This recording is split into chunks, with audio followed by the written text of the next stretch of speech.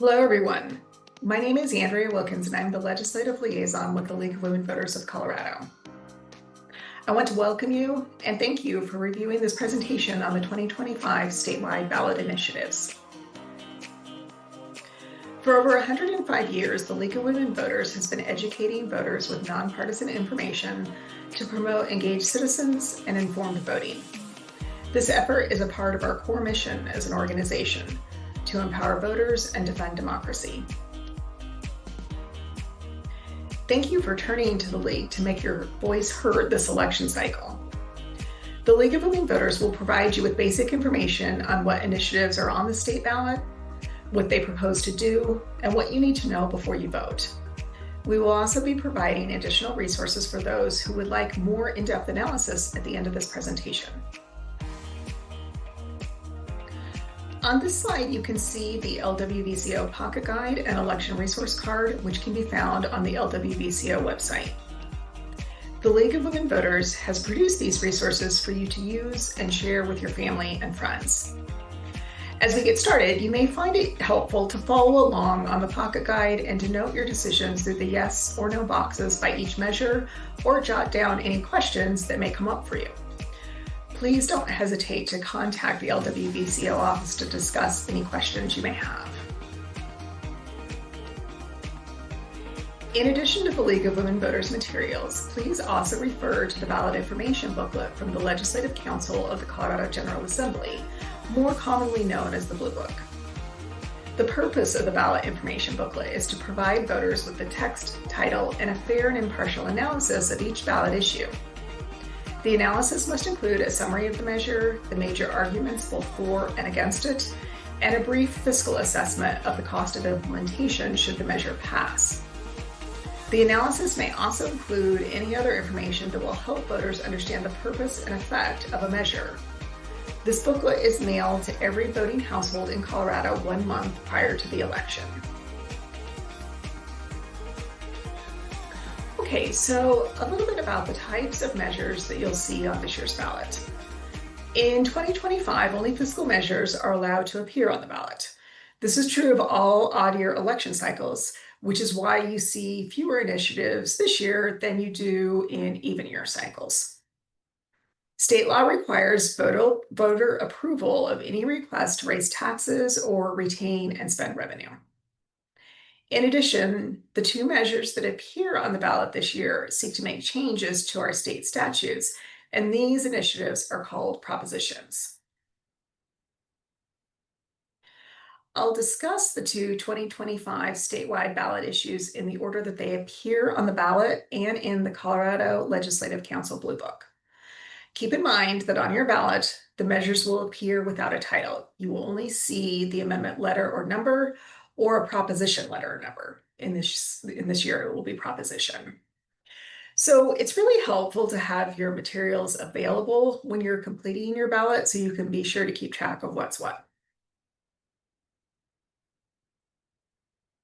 For purposes of this discussion, we'll be providing the basics on each of these 2 issues. What if it passes? What if it fails? Why it's on the ballot?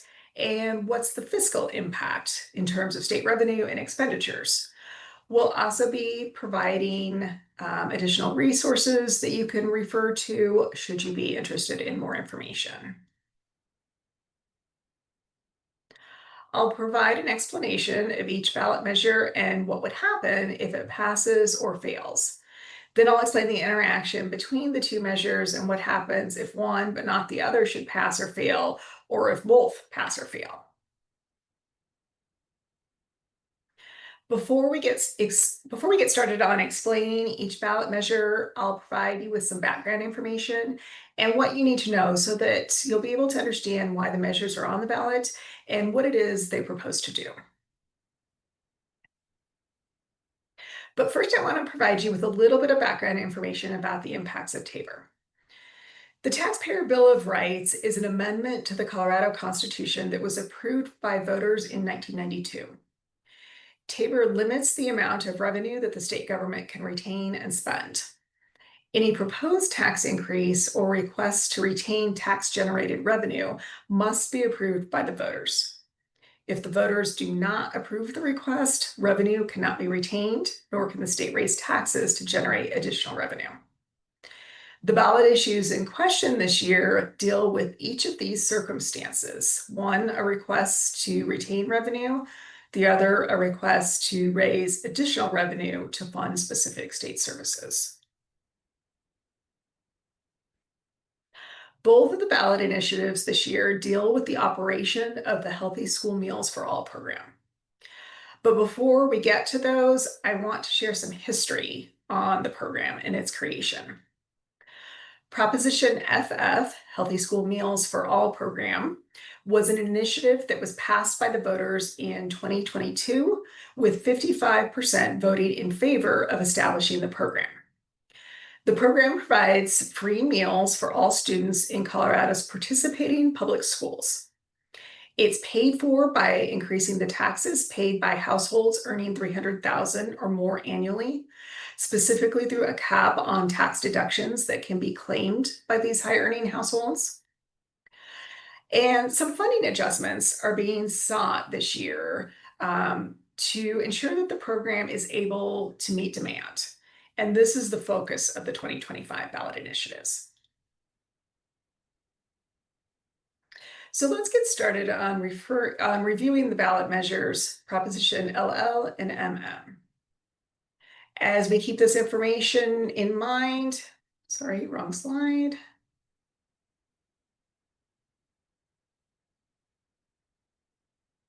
As we review this information, please keep in mind that voting yes means that you want this ballot issue to pass. Voting no means that you want this ballot issue to fail. I know that sounds really straightforward, but the language of these initiatives can be really complicated. So just kind of keep that premise in mind as you're working through your ballot.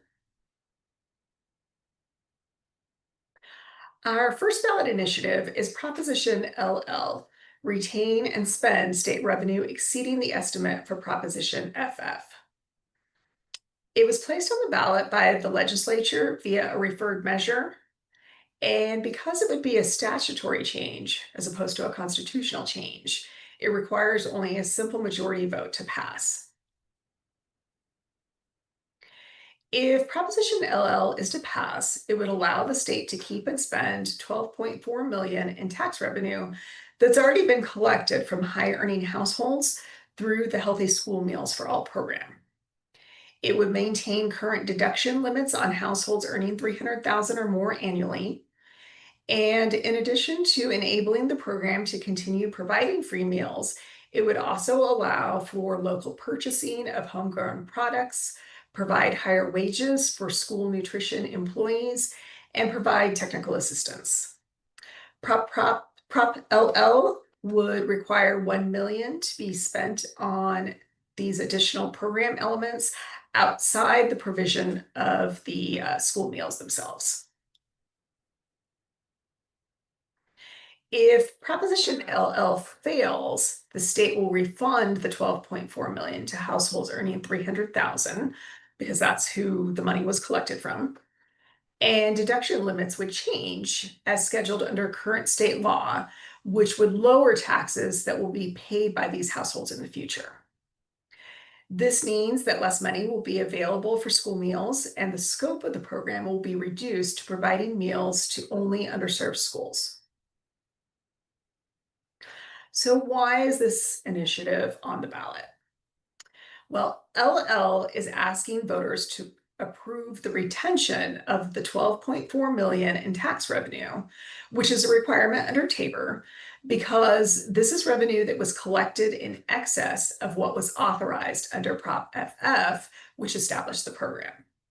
As a result, the state does not currently have voter approval to retain and spend the $12.4 million. If voters allow the state to retain and spend this funding, it will increase the overall funding available for the Healthy School Meals for All program. In terms of fiscal impact, if LL passes, state revenue would increase by an estimated $6.8 million in state budget year 25-26 and $13.8 million in 26-27.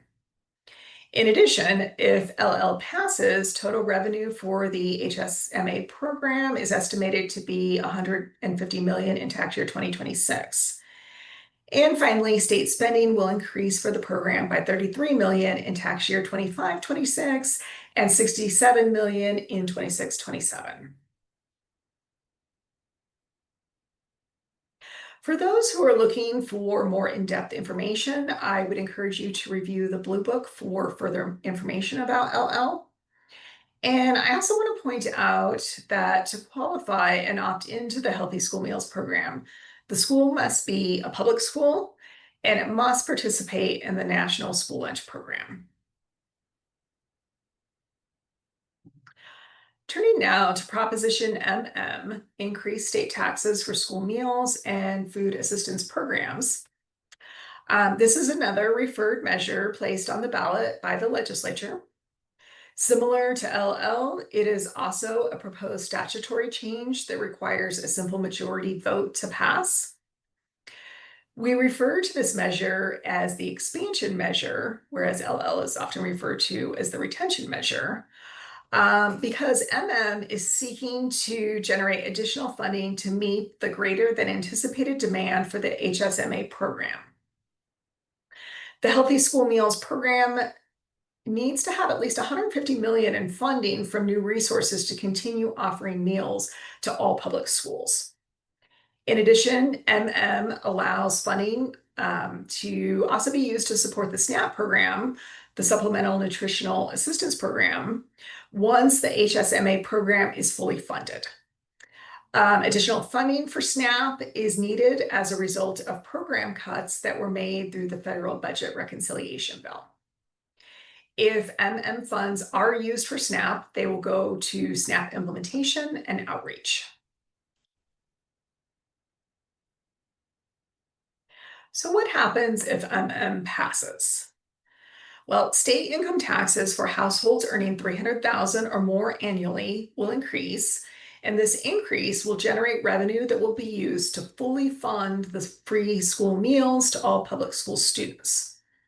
It will also implement previously approved local food purchasing, increased employee wages, and support technical assistance under the Healthy School Meals program, and any surplus will help fund SNAP.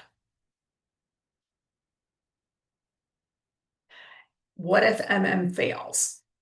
Well, in this case, state income taxes for households earning $300,000 or more annually will not change, and the state will only be required to reimburse local school fund authorities and school districts with the highest concentrations of poverty.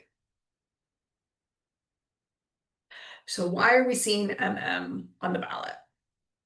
Well, essentially, MM is seeking additional revenue to keep up with the demand for the HSMA program and to help the state invest in the SNAP program.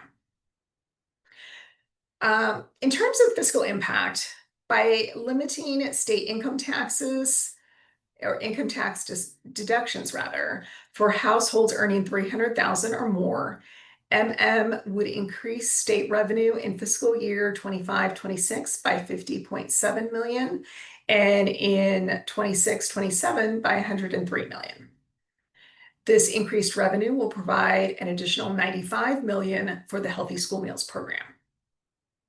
More information on state spending can be found in the Blue Book, including a breakdown on how the increased revenue will be spent on the different components of the HSMA program. And once again, we refer you to the Blue Book for additional information on MM and the SNAP program. I also want to refer you to the additional resources that you see listed here for both Prop LL and MM. We've got a variety of links here that will provide you with a whole host of additional information. So I would encourage you to take a look at those. All right, so you might be wondering, what is the interaction and impact of the passage or failure of Proposition LL and MM for the Healthy School Meals program? Well, we have a chart here that hopefully will be helpful to you in understanding the impacts on the program, depending on whether or not propositions LL or MM pass or fail, or some combination thereof. So starting at the top, we've got a very brief description of Proposition FF, the original initiative that established the program, which is funded by limiting deductions for higher income households, specifically those in that 300,000 and above category. In Tier 2, we have a brief explanation of LL and MM. LL, being the retention measure, is seeking to keep the 12.4 million and maintain the current caps on tax deductions that generate funding for the program. MM, being the expansion measure, is seeking to raise additional funds, specifically 95 million annually, by further reducing tax deductions for households earning 300,000 per year or more. Then in Tier 3, here we get at the impacts and sort of the interaction between the two initiatives. If Proposition LL fails, money is refunded to taxpayers who paid the increased taxes, and deduction caps are reduced for those same taxpayers. If Proposition LL passes, the 12.4 million already collected can be retained and spent, and the HSMA program is stable. If Proposition MM passes, the Healthy School Meals for All program is fully funded, and any surplus revenue would go to SNAP. If Proposition MM fails, additional revenue would not be raised, and the HSMA program would have to be scaled back. This would also mean no possible funding for SNAP. Then in the final tier, at the bottom there, in the event that both LL and MM pass, the state would keep the 12.4 million and have the ability to raise 95 million more each year, fully funding the HSMA program and potentially providing additional funding for the SNAP program. Conversely, if both MM and LL fail, the 12.4 million is refunded, no new revenue is raised, and the Healthy School Meals program will be limited to only students in underfunded areas. Okay, so that really concludes our discussion of the ballot initiatives themselves, but I want to turn briefly to the information on this slide, which is a reminder that you can also find information on judicial performance in the Blue Book to help you vote on judicial retentions. We always like to remind voters not to skip this part of your ballot. Make sure to ensure that your vote counts here as well. And we also want to point out that if any of your local ballot measures require a taper notice to be issued, that booklet is sent separately from your county clerk and recorder. The county clerk and recorders are responsible for publishing and mailing the required taper notices regarding the local tax change ballot issues. And this book will also include a sample ballot, as you can see here on the slide, which is available for your review for the 2025 general election. And you can always check with your county clerk and recorder if you have questions or need further information. You can find more information about the stances LWVCO has taken on Propositions LL and MM and the rationale behind those stances by visiting the LWVCO website at lwvcolorado.org/WTLS. And for key election resources, please refer to our Ballot Issues postcard, and we also encourage you to visit vote411.org to view side-by-side comparisons of the candidates on your ballot beginning October 1st. We want to thank you for turning to the League for your voting and election information. And we want to thank you for attending this League of Women Voters presentation of the 2025 statewide ballot issues.